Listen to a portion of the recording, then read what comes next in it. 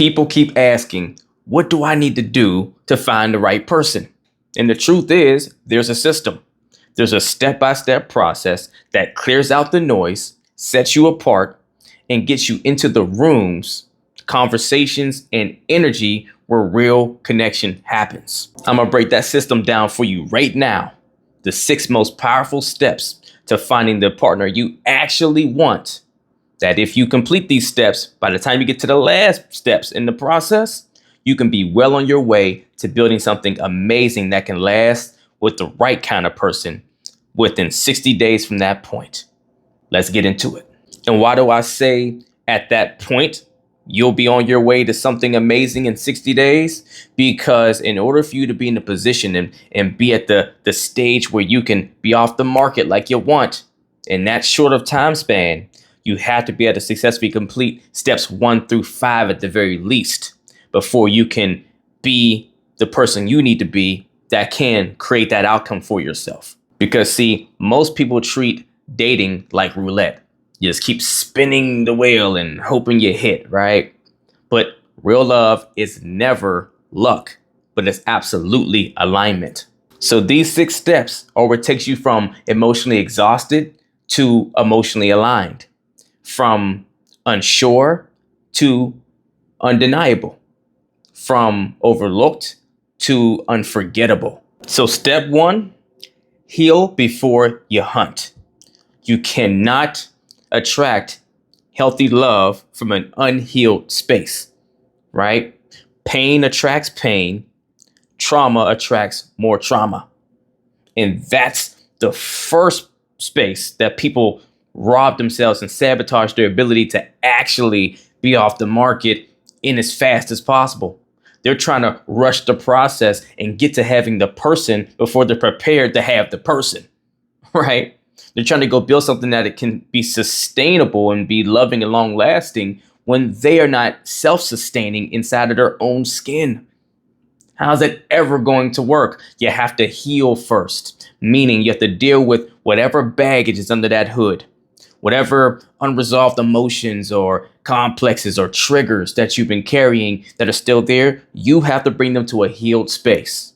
Now, look, I get it. Some people are coming from a really deep space of hurt or trauma from something that happened forever ago or whatever, right? That has really stuck with them because it was really intense and really painful and really bad. Some people maybe have PTSD type symptoms and things like that. And so where, yes, some things may take longer to fully heal, and they may even, hints of those things may still be in you and with you, even while you're trying to get into a relationship, they shouldn't define you and dictate you.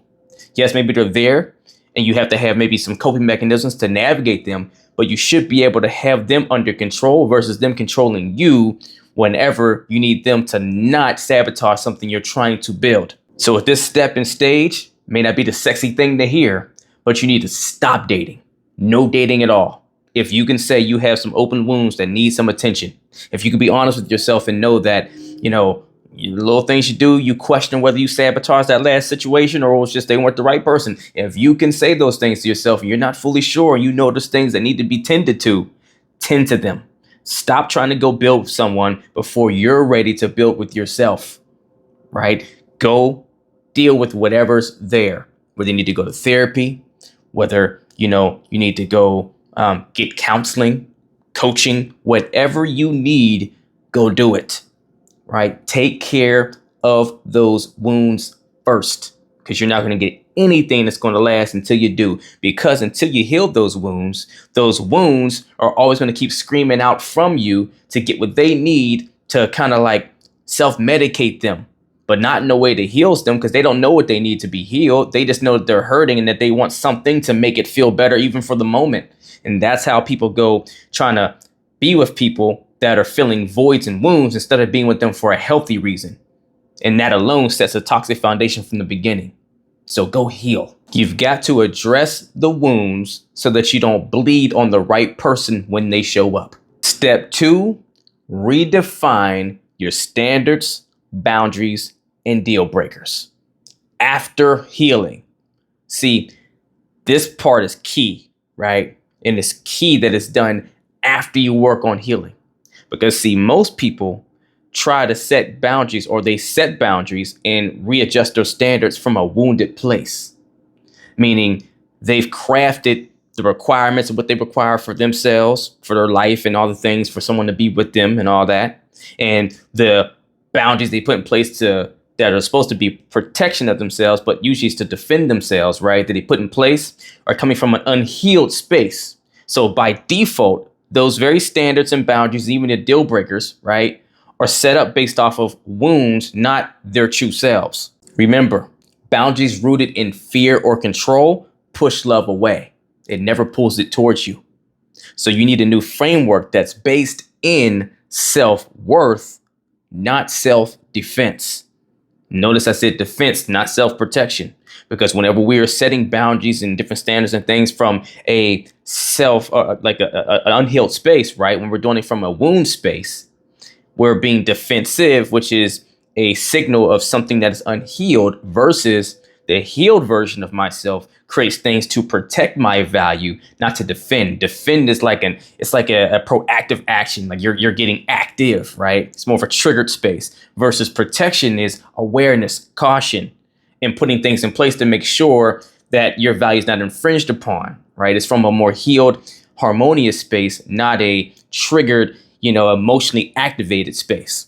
And this piece is so key because so many people out there dating based off of unhealed standards and wounds that are set from an unhealthy space, which is going to guarantee you an unhealthy experience and a sabotaged one. So it's crucial to go back to the drawing board and restructure your standards, your boundaries, and your deal breakers after you've healed wounds. And see, this is where people get stuck and they get mixed up because they're so used to going out there and saying, well, I know my standards, I know my boundaries, I got my deal breakers, I got those in place. Why am I still getting these bad results? Why am I still with the wrong kind of people? Why does it still keep going left? Why do I still keep getting hurt?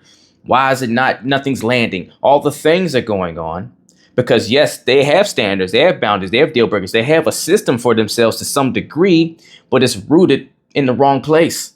It's coming from the wrong creation. It's coming from the wrong energy, and therefore it's getting them the wrong results, right? So it's really important to make sure you check first, am I operating in a way that's coming from a healed space first, right? Am I in a healed state for myself? Now, have I gone back and re-looked at my standards, my boundaries, and my deal breakers as a result of my healed version of myself now? Or am I still living through outdated perspectives or outdated standards that don't serve me anymore, or boundaries that actually were just me, walling myself off into a cave and not being able to connect and actually let love in, right? Do I need to go back and restructure those things to fit who I am now from this healed place if I've gotten healed now? Step 3, live fully and be seen in your element. The love of your life is just never going to find you watching heartbreak videos 5 nights a week. It just won't happen. Get out into the world. Go where your passions live. Be magnetic by being in motion, right?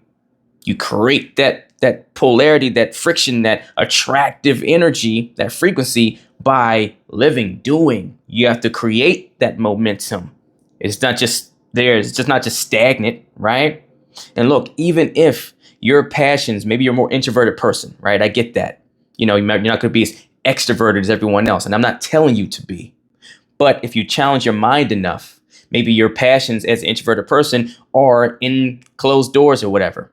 So then challenge yourself to find ways to find or do what you love to do passion-wise outside of the home, or to go to places where your passion can live indoors where there's other people. Point in case, we're not built to be isolated completely, no matter how introverted you are or extroverted, right? We all require connection as humans. And you got to think about it like this. If there wasn't all the technology things we have, you couldn't even rely on social media to stay connected to the world. You would have to force yourself to go find where you fit into the world in a way that you care about, that you would enjoy, to be around people, to engage. Start thinking like that. Strip away the ability to not leave the house because all the amazing technology we have, and say, well, what would I have to do if these things weren't here? If you need to challenge your mind and figure it out. But the point is, you have to start living a full enough life to where you have a routine of something that takes you out of your home regularly enough to where you can be seen living the way you live, right? So you can be seen by those that identify with the way you live and are interested in knowing more about you. And why is this also important? Because when you truly heal your wounds in step one, right? And you're starting to feel better and more vibrant. And then step two, you get clearer and you restructure your standards, your boundaries, your deal breakers. Well, that standards piece, that's an identity piece. Meaning, if you're healed now and you're seeing your value better and you're living your value better, then that requires for you to live better to honor that value, right? You got to do that. So you can't honor it that great if you just put yourself in a cubby hole, right? Your life deserves whatever level of vibrance that you need. So you need to feed that. That's why you want to mainly go get out into the world wherever your passions live. Don't just get out just to be out there so you can be seen. No, get out there and do things that fills your heart, brings you joy. Find alternative ways. If your base level to do that is in the home, find a way to do it outside of the home that you still could have love for. You challenge your mind to ask the right questions, it'll give you better answers as to what that could look like if you don't have anything that comes to mind already. And most importantly, while you're out there in the world, living fully and being seen, keep and maintain an open energy. You don't have to be, again, the biggest extrovert or whatever, but at least carry inviting energy, because no one's walking up to approach someone that looks like they're rehearsing their TED talk on why love is dead. That looks like you're standoffish or you just don't even look like someone that would be pleasant to engage with. No man is approaching a woman like that, just like no woman is going to be inviting and accepting of a man who approaches with cold energy and that feels off or weird or doesn't feel, warm or some sort of secure or reassuring, right? So you have to make sure you're mindful of the energy you're carrying and what you're putting out, the beacon you're putting out to either be received by someone or to be pursued by someone. Step 4, align yourself with what the person you want is looking for. Now, I know this one's going to trigger some people, and that's all good because it's the truth, right? If you want a high value, emotionally intelligent, healthy person, then honestly ask yourself, am I what that kind of person wants? Am I what they're looking for? Because at the end of the day, it doesn't matter how awesome you are if the very person you're attracted to and that you want doesn't find you awesome, right? If that's what you want to have, it still matters to you as an individual that you're awesome in your own right. But if your goal is to attract them, you have to care about what they care about to some degree. Now, if you realize that you're not necessarily matching up to that off first glance, if not, it's time to adjust. Now, hear me when I say this. This is why the first part of step 4 is to align with, right? Meaning you don't go changing to be something that you're not for someone else just because you're interested in them, right? No, you learn what they like, what they want, what they're looking for.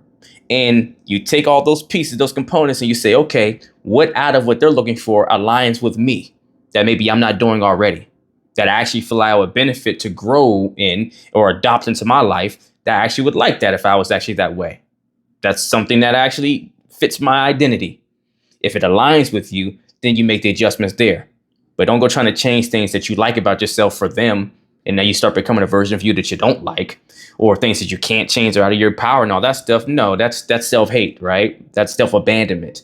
No, but a lot of people are out there just being as they want to be when they could be growing in different ways, and they want a certain kind of person, certain kind of caliber of a person, but they haven't taken 2 seconds of effort to figure out what that person really wants and if they're it, and tried to cultivate themselves to grow in the areas that maybe they're not already strong in to be able to attract that person if they find value in being the version of themselves that matches what that person's looking for. So the point is, you use what the person you want is looking for, not to change who you are, but to grow into who you're becoming. So maybe that means stepping into your soft feminine energy if you're a woman. Maybe it means stepping into your grounded masculine energy as a man, right? The point is, let your presence match your intention, because make no mistake about it. If you're a masculine man or you're a feminine woman and you want the opposite sex, You have to be their polarity. You have to attract them and draw them to you by being the best of what you are, feminine, in your feminine energy, or your masculine energy, to put your beacon out to that polar energy, which is to attract the masculine energy to you or attract the feminine energy to you. You have to represent yours well enough so that what you're looking for on the opposing end, or not opposing, it's not like they're your ops, right? But on the counter, on the polarity end, sees it and wants to come towards it. Step 5, go where they actually are. Go where the kind of partner you're looking for actually is, where they spend their time, right? Because meeting the right partner in the wrong room always equals wasted time. Meaning, just because you find you're a great person and you find another great person out there doesn't mean they're the great or the right person for you, right? And that's one of those things that happens oftentimes where two good people get together and they're trying to make it work because they're both good people, but they're not two people that are aligned and are truly compatible. So that means to do this on an efficient, big enough way, right? To where it's not, you don't have to do this every single day. But if you really want to make some waves or give yourself a chance to find someone faster, sooner than later, that means you got to start showing up at events, conferences, spaces where people with shared values and purpose gather. Now, why did I say shared values and purpose? Because, see, if you want to build something that's long lasting, you need someone that's out here living for something that requires more commitment to themselves than just the fact that they just want to be happy. You need someone that's out here working in life towards building something that's bigger than themselves, right? To where something that they're locked into, but they also are on a mission, to where that mission is more important than them just wasting someone's time or not being serious or all the things. So where if they're dating you with intention, because they don't have time to waste on just doing things casually or whatever. Not saying there's anything wrong with dating casually, but usually when you find people that are in a space or a place to where they are purpose driven, they're locked in a different way that's way more productive. And if it's a place where they're locked into their purpose, but with shared values like yours, then now we have something that's more aligned and a way better chance for it to turn into a forever situation, right? And notice even the environment I spoke of, events, conferences, places which requires more attention for it to be put together. Maybe it requires paying for a ticket to be there, something to where you have to care in order to be in that room. You're not just there because, it's like buffet situation or it's just a freebie thing, right? Where anyone can go, where you're going to get any kind of option. You got to start going places where people had to have some sort of a mission or some sort of a why, a deeper why to be there, which means they're probably going to be someone of more substance and have more depth that you can build with. Then comes step 6. After you have healed first. Then after you've gone from healing and you restructure, make sure your standards are revetted again from a healed space. Then you start getting out there to live a life, start feeding your spirit now to honor your value and all those things. And so you can be seen and people can come across you and so forth. And then you cross check, hey, am I now, am I the version of me? I'm great now. I'm healthy. I'm out here living life and everything else. I'm putting my beacon out there. But am I being mindful of putting that beacon out there in a way that I actually believe in? And that's a way that that person I'm looking for is looking for, right? Am I doing that? Am I matching what the person I'm looking for is looking to see, right? Then you start putting yourself more intentionally around the places that they would be in because you align with those places too. They're places where you have value and there's shared values, right? And you're a person of purpose as well, right? To be more around more intentional people, looking the part for what they're looking to see and around those kind of people. Then comes that 6th part to where now you put some like gasoline on the fire to blow it up even bigger. Where if you utilize online dating, vet better while online dating. That's step 6, because I know a lot of you guys are using it. So some of you guys maybe look, and I'm never the person that's going to champion to say, hey, make that your primary source. I don't have anything against online dating, only but if you use it to be your primary way of dating or meeting people, because you're actually making it harder for yourself, not easier. Just because there's more options and you have more access to more people doesn't make it better. Just like going to a buffet. I can pay $10 or whatever to go to all you can eat, but it doesn't mean that food's going to be quality, right? So, but if you're going to use online dating, right, it's going to just make you lights out better. If you've gone through these first 1 through 5 steps, you're already living your own life and everything else, it just like magnifies you when you do get online because you're much more dialed in. You know much better what you need, what you want.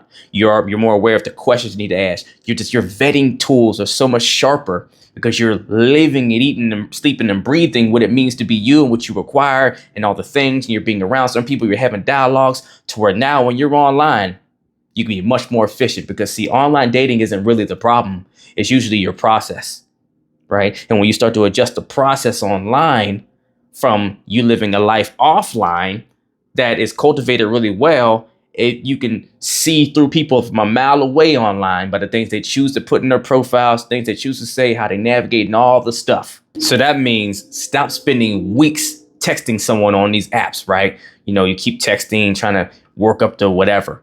No, start asking better questions to filter faster, right? And it also means once someone that you're talking to on online dating, right, whenever they pass the vibe check where it's like, this feels cool or decent enough, get on a video or at the very least an audio call ASAP, right? You need to see them because you're taking away the ability to meet them in person and read their energy and stuff in real time. So you need to know, does this make sense to make it to in person? And if they can't make the time or it's impossible, they never can get on the phone or nothing where you can see them or at least get the voice or something to where it starts creating more of that transparency there. If they seem apprehensive about it or it's super difficult or they always give an excuse or a reason, then they're telling you they're not worth your time in person. They haven't earned the right to have access to being in your presence. That's what they're telling you. Because either if they're too busy, then they don't have time for a relationship with you. If they're too shy or whatever, they don't have enough of their own personality built up and they're not healed enough to make it work with you. Or they're disingenuous. They're not being honest. Either way, pick whichever one you want to pick. But if they cannot do you that service, then they're not worth moving forward with to waste your time. So the deal is, if you want to find a partner you actually want, not just the one who pays you attention, you got to stop winging it.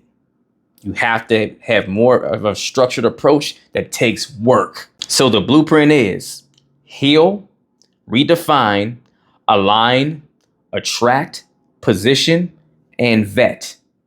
And yes, it can happen that fast once you've executed all those steps and it is a lifestyle for you at this point.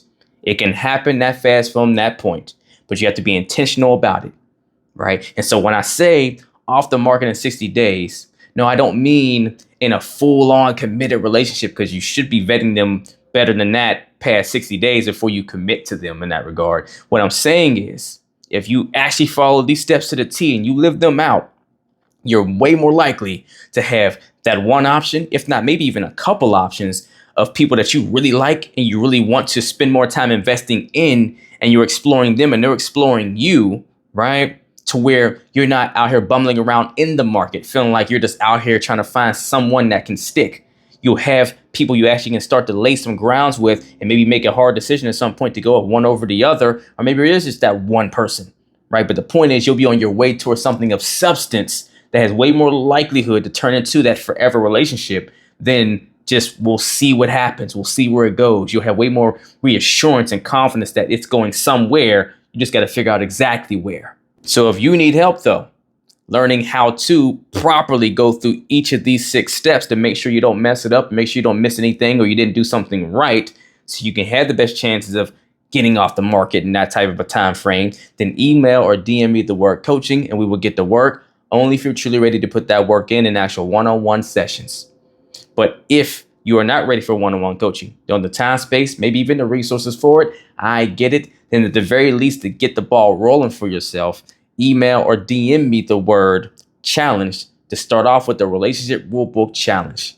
It's going to be great for helping you at least get aligned on your standards, your boundaries, your deal breakers, resurfacing your values to make sure you're at least airtight on your structure, to get that foundation going to really probably bring some clarity to some of the confusing things that's been happening in dating for you. You'll know exactly where, okay, at least this is not right for me. So you can start going the right direction and find that North Star, right? And you can do it at your own pace, on your own time, at a resource level you definitely can afford, right?